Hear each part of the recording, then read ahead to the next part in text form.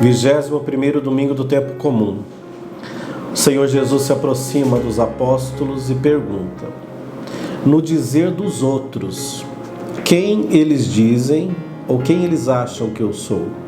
E alguns respondem: e alguns pensam que o Senhor é João Batista, um Messias, talvez algum dos profetas. Mas Jesus não fica naquilo que os outros dizem a respeito dele. Ele quer saber o que os apóstolos, os discípulos, pensam verdadeiramente acerca dele. E Jesus pergunta: e vocês? Quem dizem que eu sou? Pedro responde: tu és o Cristo, o Filho do Deus vivo. Se Jesus perguntasse para você: quem eu sou para você, o que você diria?